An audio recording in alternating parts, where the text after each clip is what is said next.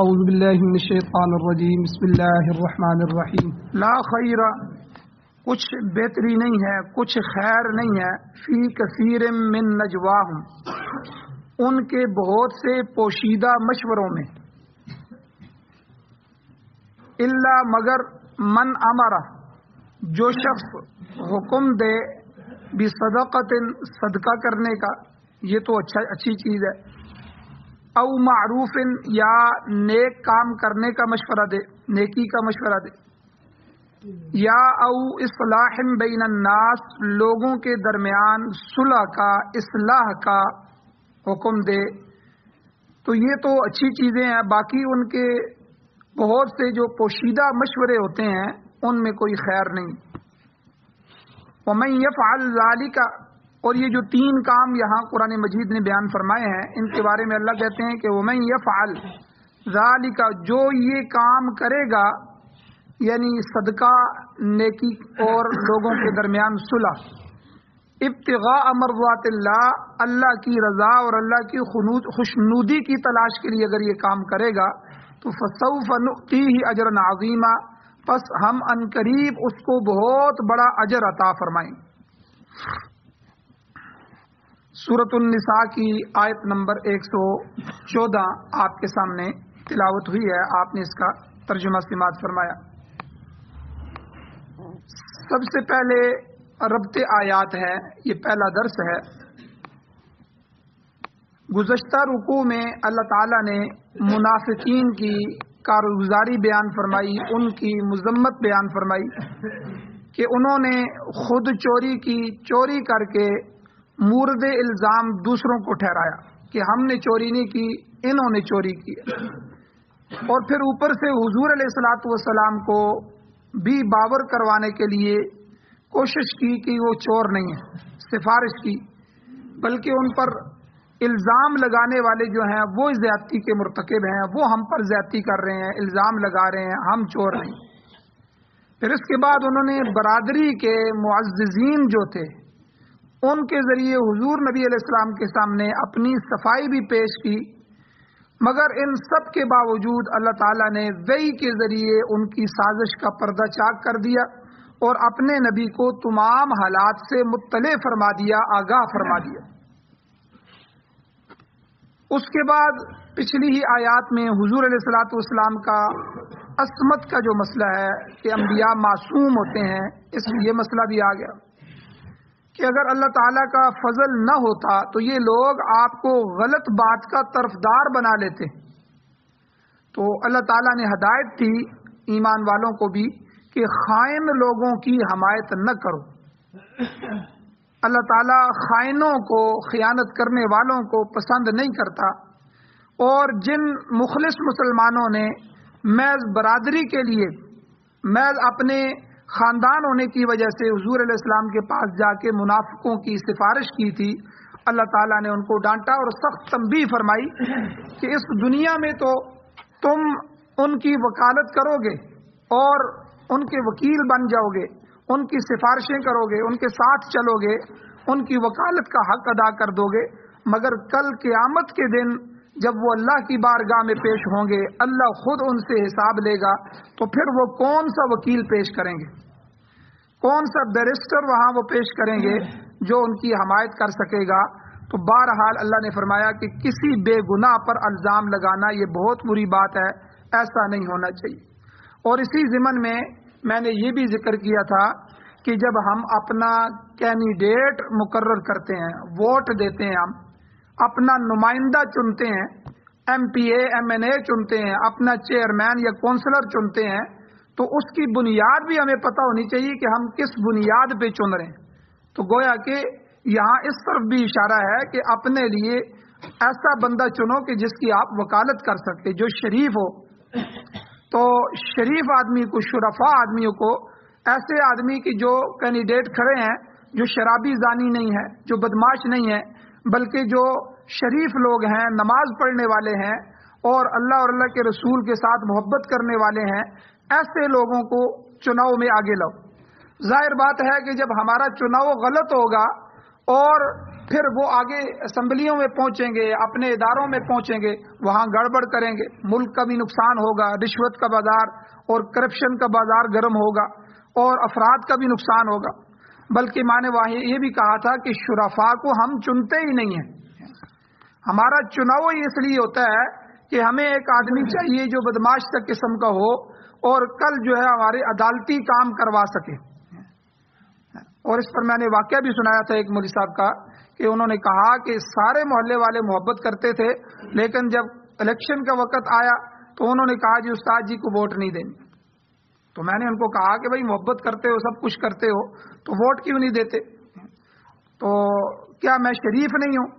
تو انہوں نے مجھے کہا کہ یہ شریف ہونا ہی آپ کی کمزوری ہے، کیونکہ ہم نے کام کروانے ہوتے ہیں، ہم نے بہت سے کام کرنے ہوتے ہیں، پھر جو کینڈیڈیٹ منتخب ہوتا ہے شریف ہمیں نہیں چاہیے، جو ہمارے ساتھ عدالتوں میں چلے، جو ہمارے ساتھ تھانوں میں جائے، کچہریوں میں جائے، ہمارے برے بھلے ہر کام میں ہمارے سر پر ہاتھ رکھے، ٹھیک ہے، ہمیں ایسا بندہ چاہیے۔ اور جب ہم ایسے بندے منتخب کر کے اوپر لے کے جاتے ہیں، پھر ہم اللہ تعالیٰ سے دعائیں کر رہے ہوتے ہیں، اے اللہ ملک پر رحم فرما، اے اللہ عوام پر رحم فرما، اے اللہ مہنگائی کو ختم فرما، اے اللہ فلاں کام کر۔ اللہ کیسے کرے؟ اپنے ہاتھوں سے آپ نے ایک نمائندہ منتخب کیا، اس کی بنیاد بھی غلط تھی۔ تو اس لیے اللہ تعالیٰ نے یہاں ان کو یہ فرمایا کہ حضور علیہ الصلوۃ والسلام کے سامنے تم اپنے علاقے کے، اپنے خاندان اور برادری کے معزز لوگوں کو لے کے آ گئے اور چوری بھی تم نے کی اور کر کے اوپر سے حضور کو صفائیاں بھی دے رہے، اور ان کے خاندان والوں کو کہا کہ تم اپنے برادری کے اس لوگوں کی جو بدماش قسم کے ہیں، چور ہیں، اچکے ہیں، جنہوں نے چوری کی ہے، اور ان کا ساتھ دے رہے، دنیا میں ان کے وکالت کر لوگے، حضور علیہ الصلوۃ والسلام غیب کا علم نہیں جانتے، ان کو دھوکہ دے لوگے، اللہ کو کیسے دھوکہ دو گے؟ کل قیامت کا دن ہوگا جب اللہ تعالیٰ یہ ساری چیزیں پوچھے گا، ان کے سامنے حساب ہوگا، تو پھر اللہ تعالیٰ سے کیسے نمٹو گے؟ وہاں کون سا وکیل ہوگا، کون سا سپریم کورٹ کا وکیل ہوگا، کون سا بیرسٹر ہوگا جن کو تم وہاں اللہ کے سامنے وکالت کے لیے پیش کرو گے؟ تو اس لیے نہ خود غلط کام کرو، نہ کسی غلط کا آدمی کا ساتھ دو، چاہے وہ اپنا والد ہی کیوں نہ ہو۔ ظالم کا کبھی ساتھ نہ دو، یہ اسلام کی تعلیم ہے۔ بلکہ ظالم پر رحم کرو، اگر وہ غلط کام کرنے کی طرف ہاتھ اٹھا رہا ہے اس کا ہاتھ پکڑو، بھائی ہونے کے ناطے، جو ہے والد ہونے کے ناطے، رشتہ داری ہونے کے ناطے، دوست ہونے کے ناطے اس کا ہاتھ پکڑو، اس پر رحم کرو، تاکہ اس غصے کی حالت میں یا کسی وجہ سے اس سے ظلم نہ ہو جائے، کسی کا نقصان نہ ہو جائے۔ اور یہ نہ ہو کہ اس کو یقین دلایا جائے کہ بھائی ٹھیک ہے آپ یہ کام کرو، ہم ہیں نا یہاں، تو ایسی بات نہ کرو۔ اگر اس کے جرم میں شریک ہو جاؤ گے، کل اللہ تعالیٰ کے ہاں بھی اس کے جرم کے ساتھ شریک ہو جاؤ۔ اور اسی ضمن میں اللہ تعالیٰ نے یہ بھی واضح فرما دیا کہ جس منافق نے چوری کا ارتکاب کیا تھا اس نے صحیح راستہ اختیار نہیں کیا، چوری ہو گئی، چوری کا راز کھل گیا، اور پھر اس سے ہتھیار بھی لے لی گئے، وہ آٹے کی بوری تھی جس میں ہتھیار پڑے تھے، وہ آٹے کی بوری بھی مل گئی، اصل مالکوں کو وہ لوٹا بھی دیے گئے، اور انہوں نے ہتھیار اللہ کے راہ کے لیے وقف بھی کر دیے، سب کچھ ہو گیا۔ اور چور کے متعلق فرمایا کہ اگر وہ صحیح راستے کا انتخاب کرتا، اقرار جرم کر لیتا، دنیا میں سزا پا لیتا، اس کے ہاتھ کاٹ دیے جاتے، کیونکہ اسلام کی سزا شرعی حد یہی ہے کہ چور پر چوری ثابت ہو جائے تو اس کی جو ہے وہ ہاتھ کاٹے جائیں، تاکہ یہ معاشرے کے لیے عبرت بن جائے اور کوئی بندہ جو ہے وہ کسی دوسرے کی پھر چوری نہ کرے۔ ہمیشہ اس کا ہاتھ کٹا ہوگا، دنیا دیکھتی رہے گی کہ یہ کیوں کٹا تھا کہ اس نے چوری کی تھی۔ تو یہ عبرت کے لیے شریعت نے اتنی سخت سزا کی ہے کہ ایک بندہ اتنی مشکل سے مال کماتا ہے اور پھر وہ اپنے مال کو سیف کر لیتا ہے، اور پھر حفاظت والے مال پہ جا کے ایک بندہ ہاتھ ڈالتا ہے، اس کے تالے توڑتا ہے، اس کے گھر میں اترتا ہے، اس کے دروازے توڑتا ہے، اس کی الماریاں توڑتا ہے اور اس کو یرغمال بناتا ہے، اس کا مال لے کے چلا جاتا ہے۔ اللہ تعالیٰ نے فرمایا کہ یہ جو میرے بندے کے مال محفوظ پہ ہاتھ پڑے ہیں، ان ہاتھوں کو دنیا میں نہیں رہنا چاہیے، ان کی سزا یہی ہے کہ اس ہاتھ کو کاٹ دیا جائے، تاکہ یہ اس کے لیے دنیا کی سزا بن جائے، آخرت میں ایک تو یہ ایمان والا سزا سے محفوظ ہو جائے، دوسرا یہ دنیا کے لیے عبرت ہو کہ اگر آئندہ کوئی بھی کسی کی چوری کرے گا اس کے لیے یہ سزا ہے۔ تو یہ تو شرعی سزا ہے، عین انصاف کے تقاضوں کی سزا ہے، اور اللہ کی کتاب، اللہ کے قانونچے کہ قرآن مجید میں اللہ کی طرف سے نازل کی ہوئی سزا۔ تو یہاں بھی قرآن مجید نے فرمایا کہ جو چور تھے وہ اقرار جرم کر لیتے، سزا پا لیتے، تو دنیا کی اس سزا کے بعد آخرت میں برباد نہ ہوتے، آخرت میں بچ جاتے۔ لیکن اس منافق نے غلط راستہ اختیار کیا، وہاں مدینہ سے بھاگ گیا، مرتد ہو گیا اور کافروں سے جا کے مل گیا، اور پھر وہاں دیوار کے نیچے آ کر مر گیا، اور پھر ہمیشہ ہمیشہ کے لیے ناکام ہو گیا۔ اب آج کے درس میں اللہ تعالیٰ نے منافقین کے جو برادری کے لوگ ہیں ان کی مذمت بیان فرمائی کہ جو اپنے آدمی کے چھڑانے کے لیے، اپنے آدمی کی بریت کے لیے خفیہ مشورے کرتے تھے۔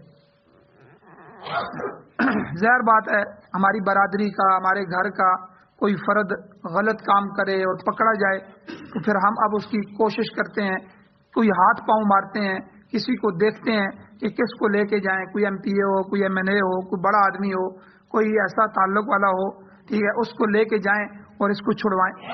حالانکہ ہونا یہ چاہیے کہ جس کا اس نے نقصان کیا ہے پہلے اس کا نقصان بھریں، ان سے معاملات طے کریں کہ بھئی آپ معاف فرمائیں تاکہ ہمارا بندہ جو ہے وہ واپس آ جائے، اور اس کے ذریعے جو ہے وہ اپنے معاملے کو ختم کریں تاکہ ان کا نقصان بھی پورا ہو جائے اور وہ راضی بھی ہو جائیں، کیونکہ ان کو دکھ پہنچا ہے کہ ایک بندہ جو ہے ان کو نقصان دے کے چلا گیا۔ تو اس لیے جو یہاں ان کی برادری کے لوگ تھے ان کی اللہ نے مذمت بیان فرمائی ہے کہ تم خفیہ خفیہ مشورے کرتے ہو۔ اس کے ساتھ ساتھ اللہ تعالیٰ نے اسلام کے جو اجتماعی مسائل ہیں ان کی طرف بھی اشارہ فرمایا کہ اہل ایمان کی بہتری کے لیے یہ جو پوشیدہ مشورے ہوتے ہیں، یہ میٹنگیں ہوتی ہیں، یہ کرنا بالکل درست ہے۔ ایمان کی بہتری کے لیے درست ہے کہ بندے کا ایمان کیسے ہو جائے، لوگوں کے ایمان کیسے بن جائیں، لوگوں کے عقیدے کیسے درست ہو جائیں، لوگ کیسے نماز پڑھنے والے بن جائیں، ٹھیک ہے، آپس میں بیٹھیں، سر جوڑیں، مشورہ کریں۔ یہ میٹنگ تو بہت اچھی چیز ہے، یہ خیر کی میٹنگیں ہیں، یہ اسلام کی بہتری کے لیے ہیں، یہ ایمان کی مضبوطی کے لیے ہیں، یہ تو مشورے اور میٹنگیں بالکل درست ہیں۔ اور اس کے مقابلے میں جو برائی کے مشورے ہیں، برائی کے لیے میٹنگیں ہیں، وہ جائز نہیں ہیں، وہ اللہ کے ہاں بھی برائی کی میٹنگیں ہی شمار ہوں گی۔ تو اس آیت کریمہ میں اللہ تعالیٰ نے ان کاموں کی، ان امور کی نشاندہی بھی کی ہے جن کے متعلق مشورہ کرنا برحق ہے، صحیح ہے۔ اب دیکھیں ان آیات کو، اللہ تعالیٰ ارشاد فرماتے ہیں لا خیرہ، کوئی خیر نہیں ہے، کوئی بہتری نہیں ہے، فی کثیر من نجواہم، ان کے بہت سے پوشیدہ مشوروں میں، جو وہ چھپ چھپ کے مشورے کر رہے ہیں، میٹنگیں کر رہے ہیں۔ نجواہم جو ہے، نجوا یہ سرگوشی کو کہتے ہیں کہ سر کے قریب گوشہ ڈالنا، سرگوشی یا کانا پھوسی ہم جسے کہتے ہیں، جی یہ بالکل چھپ چھپ کر رہے تھے، آپس میں ایسی بات کر رہے تھے کسی کو سمجھ نہیں آ رہی تھی، اس کو کہتے ہیں نجوا۔ تو یہاں بھی اللہ نے یہی فرمایا کہ لا خیر فی کثیر من نجواہم، کہ ان کے رات کے چھپ کے سرگوشی والے جو ہے میٹنگیں، جو مشورے تھے، ان میں کوئی خیر نہیں ہے۔ تو اس سے مراد خفیہ میٹنگ ہے جس میں صلاح مشورہ کیا جائے۔ تو فرمایا کہ یہ لوگ جو بشیر منافق تھا اس کی صفائی کے لیے اور دوسروں پر الزام لگانے کے لیے جو خفیہ میٹنگیں یا مشورہ کرتے ہیں، اور مشورے بھی ایسے کہ اللہ نے فرمایا لا یرضى من القول، کہ منشاء الہی کے خلاف ہے، اللہ تعالیٰ اس قول کو راضی ہی نہیں ہے، اس پر اللہ کو پسند ہی نہیں کرتے کہ ایسی بات کی جائے۔ تو فرمایا ایسے مشوروں کا کوئی فائدہ نہیں ہے، ان میں کوئی خیر نہیں ہے۔ اور آگے فرمایا کہ مشورے کرنے ہیں تو تم کیسے کرو، تین چیزوں کا اللہ نے حکم دیا، تین چیزوں کے بارے میں مشورہ کرو۔ فرمایا بعض خفیہ مشورے ایسے ہوتے ہیں جو مفید بھی ہوتے ہیں، جو فائدے مند ہوتے ہیں۔ مثلا الا من امر بصدقۃ، کوئی شخص صدقہ کرنے کا حکم دے، اس کے بارے میں مشورہ کرے تاکہ غریبوں کی مدد ہو جائے، محتاجوں کی ضروریات پوری ہو جائیں۔ اس قسم کا مشورہ کرنا تو بڑی خوبی کی بات ہے، خیر کی بات ہے کہ کسی کی حاجت براری ہو سکے اور اس کی عزت نفس بھی برقرار رہے۔ آپ خاموشی کے ساتھ رات کو میاں بیوی آپس میں مشورہ کر لیتے ہیں، یا خاندان برادری کے دو چار آدمی جمع ہو جاتے ہیں کہ بھئی ہماری برادری ہے، ہمارا خاندان ہے، کتنے ہمارے افراد ایسے ہیں، ہمارے بہن بھائی ہیں کہ جو کمزور ہیں، اللہ نے ہمیں مال دیا ہے تو بھائی ہم آپس میں اپنی زکوٰۃ جمع کر لیتے ہیں ایک جگہ، یا ہم آپس میں کچھ بیٹھ کے مشورہ کر لیتے ہیں کون سا بھائی ہمارا محتاج ہے، ہم چپکے سے جا کے اس کی مدد کر دیں، لوگوں کو بھی پتہ نہ چلے، اس کو بھی محسوس نہ ہو۔ دیکھیں صدقہ کرنے کا کتنا بہترین مشورہ ہے۔ قرآن نے فرمایا کہ وہ باقی مشوروں میں خیر نہیں ہے، الا من امر بصدقہ۔ ہاں، 1، 2 اور 3 صورتیں بیان فرمائی۔ پہلی صورت کے جو صدقے کا حکم دے، کیونکہ صدقہ اس کی بڑی اہمیت بیان ہوئی ہے قرآن مجید میں، اس کی بڑی اللہ نے فضیلت بیان فرمائی۔ ایک جگہ اللہ ارشاد فرماتے ہیں یمحق اللہ الربا ویربی الصدقات، اللہ تعالی سود کو کم کرتے ہیں اور صدقوں کو بڑھاتے ہیں۔ اللہ سود کو مٹاتا ہے اور صدقات کو بڑھاتا ہے۔ تو اب اس میں ایک عجیب نقطہ علماء نے لکھا ہے کہ اس آیت کے ضمن میں کہ دیکھو ایک آدمی کی جیب میں 1000 روپے ہے مثال کے طور پہ، اب وہ کسی کو سود پر دیتا ہے تو اب مہینے کا وہ 1000 پر 100 روپیہ مزید لے رہا ہے، یعنی وہ واپس لے گا تو 1100 روپیہ لے گا۔ اب بظاہر تو سود پہ فائدہ ہوتا نظر آ رہا ہے کہ 1000 کا 1100 ہو گیا، اور اگر یہی 100 روپیہ وہ صدقہ کر دیتا ہے تو وہ تو بظاہر نظر آ رہا ہے کہ یہ 1000 کا 900 ہو گیا، 100 تو بیچ میں نکل گیا۔ لیکن اللہ اس آیت میں فرما رہے ہیں کہ یہ دنیا کا نظام میں چلا رہا ہوں، میں ہمیشہ یمحق اللہ الربا ویربی الصدقات، چاہے تمہاری آنکھوں سے سود تمہیں بڑھتا ہوا نظر آئے لیکن میں سود کو مٹا کے رکھ دیتا ہوں۔ آج دیکھیں ہمارا ملک جو شروع سے جب سے آزاد ہوا اسی دن کے بعد اگلے دن امریکہ نے 6000 کے 6 لاکھ ڈالر قرضہ دیا تھا۔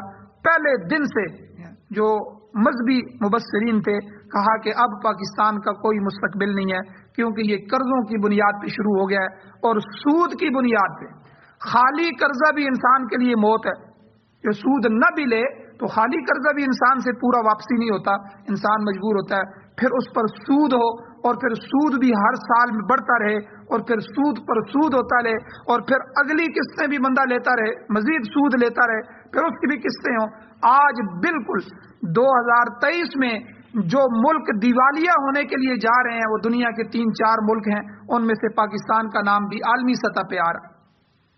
قرضے اتنے ہیں کہ اگر ساری دنیا کے جو ممالک جنہوں نے ہم کو قرضے دیے ہیں وہ سود معاف بھی کر دیں کہ ہم نے تم سے سود نہیں لینا، ہمیں صرف قرضے لوٹا دو، تو ہمارے اندر اتنی جرت نہیں ہے کہ ہم صرف قرضے اتار سکیں۔ اور مزید ہمارے حکمران کشکول لے کے پھر رہے ہیں، بھئی کسی ملک کو دیکھ رہے ہیں، ہر ایک سے ظاہری رابطے بھی کر رہے ہیں، خفیہ رابطے بھی کر رہے ہیں، بھئی ہمارا ملک جا رہا ہے، ہمیں جو ہے وہ سود دے دو، جو تمہاری مرضی سے ہم طے کریں گے۔ پہلے 4% سود کی شرح ہوتی تھی، 5% کی، اور ابھی 12, 13, 16%۔ آپ اندازہ لگائیں 16%، 100 روپے پہ 16 روپے مہینے کے کون دے سکتا ہے؟ یعنی 1 لاکھ پہ 16,000 کا سود یہ کوئی آدمی دے سکتا ہے مہینے کا؟ تو اس پر بھی یہ شرائط کو طے کر رہے ہیں۔ تو اس ملک کا اللہ ہی حافظ ہے۔ اللہ نے تو قرآن میں فرما دیا کہ جو سود لے گا میری اور میرے نبی کے ساتھ اس کی کھلی جنگ ہے۔ اور دوسری آیت جو میں نے ابھی آپ کے سامنے پڑھی، یمحق اللہ الربا، تمہیں ملک پھلتا ہوا نظر آئے، یونیورسٹیاں بنتی نظر آئیں، روڈ بنتے نظر آئیں، عوام مضبوط ہوتی نظر آئے، بلڈنگیں بنتی نظر آئیں، تمہیں جو ہے وہ ہر چیز سوسائٹیاں بنتی نظر آئیں، جو بھی تمہیں نظر آ جائے انہی نقشوں میں رکھ کے میں سود والوں کو مٹا دیتا ہوں۔ حکومتیں موجود ہوں گی، وزارتیں موجود ہوں گی، وزارتوں کے ہوتے ہوئے، حکومتوں کے ہوتے ہوئے، اور بلڈنگوں اور فیکٹریوں کارخانوں کے ہوتے ہوئے میں ان کو مٹا کے رکھ دوں۔ یاد رکھیں سود کا مقدر مٹنا ہے، یہ اللہ کی آیت ہے۔ یمحق اللہ الربا ویربی الصدقات، اور اللہ تعالیٰ صدقوں کو بڑھاتے ہیں۔ ہمارے استاد فرمایا کرتے تھے کہ کراچی والے حضرات اللہ نے ان کو اس لیے دیا ہے کہ کراچی کے لوگ بہت صدقہ کرتے ہیں، نماز روزہ کم کرتے ہیں لیکن صدقہ بہت زیادہ کرتے ہیں۔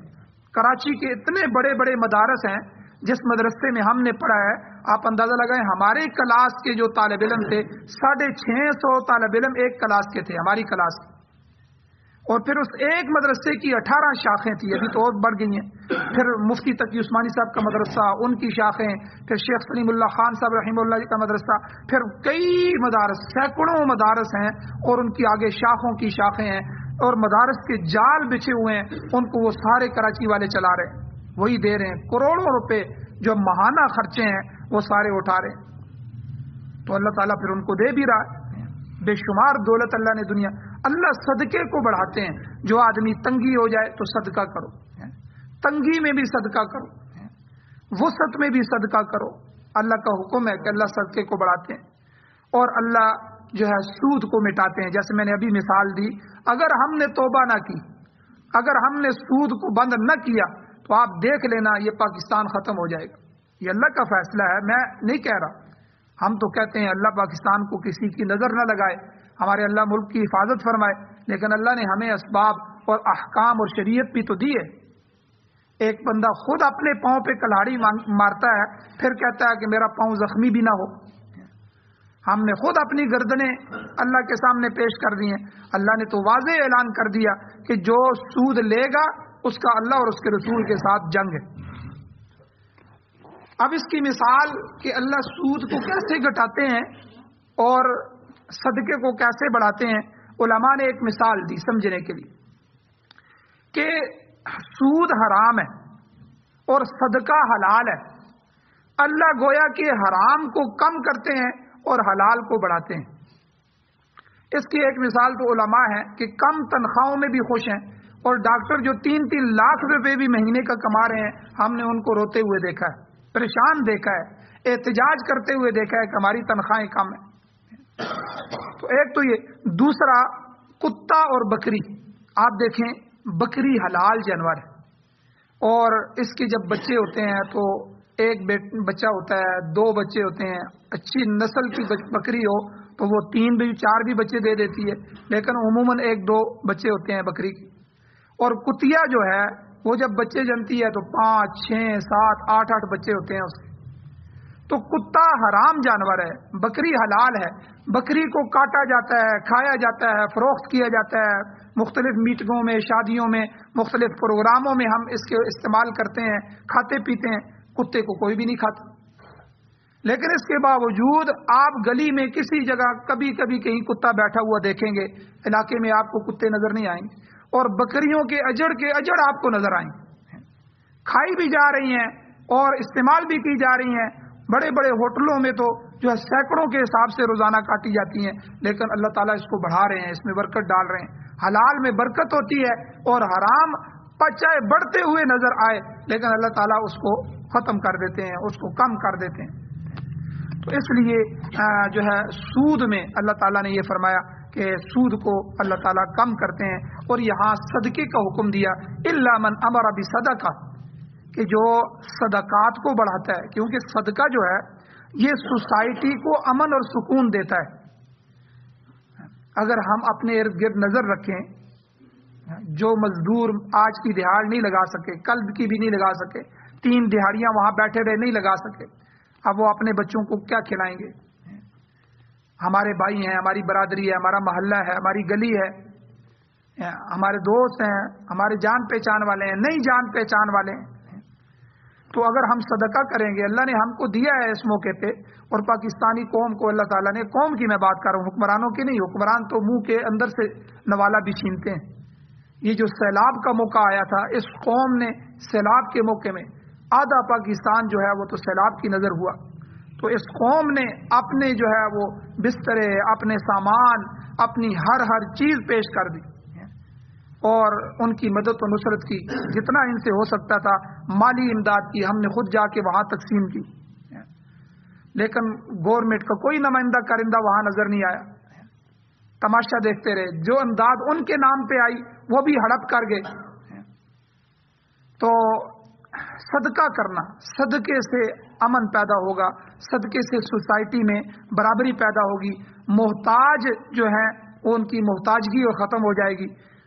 اگر ہم ان کی مدد کریں گے تو یہ خودکشیاں بھی ختم ہو جائیں گی، یہ پریشانیاں بھی ختم ہو جائیں گی، اور اللہ تعالیٰ کے عطا کردہ وسائل سے ان کی مدد ہو جائے گی. اللہ تعالیٰ کی طرف سے جو عائد کردہ فرائض ہیں، فریضہ ہے، ان کو بھی ادا کرنے کا موقع ہو جائے گا. تو اس لیے جو ہے صدقے کی بڑی فضیلت آئی ہے. صدقے سے انسان میں تزکیہ نفس پیدا ہوتا ہے، انسان کا نفس پاک ہو جاتا ہے.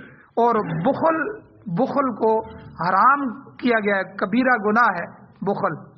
بخیل آدمی اللہ کو پسند نہیں ہے. اس کے مقابلے میں فیاض ہے، سخی آدمی، فیاضی والا. تو بخل ختم ہو جاتا ہے صدقے سے، سخاوت پیدا ہو جاتی ہے، فیاضی پیدا ہو جاتی ہے. یہ اعلیٰ قسم کی صفات ہیں، اقدار ہیں، یہ انسان کے اندر پیدا ہوتی ہیں. تو اس لیے صدقے کا جو ہے بہت بڑے فضائل آئے ہیں. آگے صدقے کا جو مفہوم ہے یہ بھی بہت کھلا ہے، بہت وسیع ہے. کل جو ہے اس پر بھی تھوڑی بات چیت ہوگی اور مزید بھی انشاءاللہ مسائل ذکر کیے جائیں گے. اللہ تعالیٰ سے دعا ہے اللہ تعالیٰ ہمیں عمل کی توفیق عطا فرمائے. آمین. الحمدللہ رب العالمین والعاقبۃ للمتقین والصلاۃ والسلام علی رسولہ النبی الامی الکریم. یا اللہ ہماری کمیوں کوتاہیوں کو معاف فرمائیے. یا اللہ درگزر فرمائیے، صغیرہ کبیرہ گناہوں کو معاف فرمائیے. یا اللہ قرآن مجید پڑھنے، پڑھانے، سننے، سنانے، سمجھنے، سمجھانے کی توفیق عطا فرمائیے. یا اللہ ہمارے ملک پاکستان کی حفاظت فرمائیے. یا اللہ اندرونی اور بیرونی سازشوں سے اس کی حفاظت فرمائیے. یا اللہ گولیوں کے مسائل بھی حل فرمائیے. یا اللہ جو بم دھماکوں میں شہری شہید ہو رہے ہیں، یا اللہ ان فتنوں کو ختم فرمائیے.